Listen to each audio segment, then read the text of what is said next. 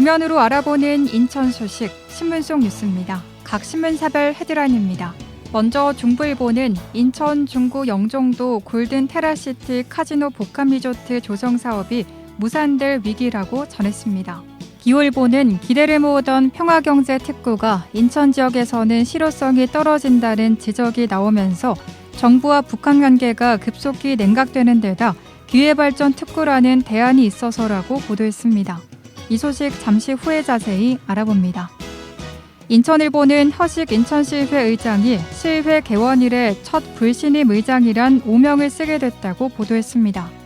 경인일보는 국민의힘 공천관리위원회가 지난 23일 이번 총선 공천과 관련 우선 추천, 단수 추천 등 원칙과 기준을 발표한 가운데 인천 지역 우선 추천 비율이 얼마나 될지에 대한 여부도 관심이 쏠리고 있다고 보도했습니다.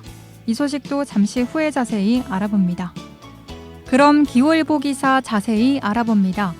평화경제특구는 남북 간 경제교류와 상호 보안성을 증대하고 남북 경제 공동체를 실현하는 목적으로 북한 인접지역에 설치하는 특별구역인데 이곳에 입주하는 기업은 지방세와 부담금 감면, 자금 지원, 기반시설 지원을 받는다고 보도했습니다.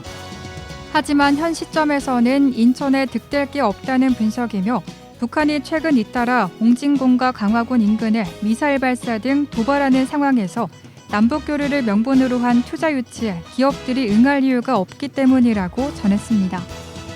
이에 따라 시는 평화경제특구를 대체할 기회발전 특구로 방향을 돌린 모양새고 기회발전 특구 역시 특구에 입주한 기업들에게 세제 혜택과 자금 지원, 교재 특례와 같은 혜택을 주며 시는 강화와 옹진 일대를 기회발전 특구로 지정하고자 기회발전 특구 용역을 3월 착수한다고 보도했습니다.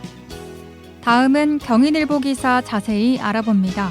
국민의힘 인천 지역 우선 추천 비율이 높을 것이라는 분석이 나오는 건 인천이 이번 총선에서 주요 이슈 지역 가운데 한 곳으로 분류되기 때문이며 이재명 더불어민주당 대표 지역구가 있는 도시라는 이유가 크다고 보도했습니다.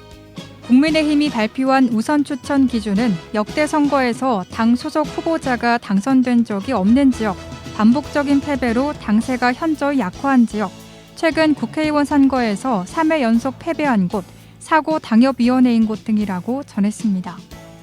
국민의힘 소속 인천의 한 예비 후보는 최근 나온 전략 공천 기준으로 보면 인천에서 해당하는 지역구가 너무 많다, 전부 다 전략 공천을 하지는 않을 것 아닌가라며 개항처럼 시선이 집중되는 곳 아니면 대부분 경선 가능성이 열려 있다고 본다고 말했다고 보도했습니다.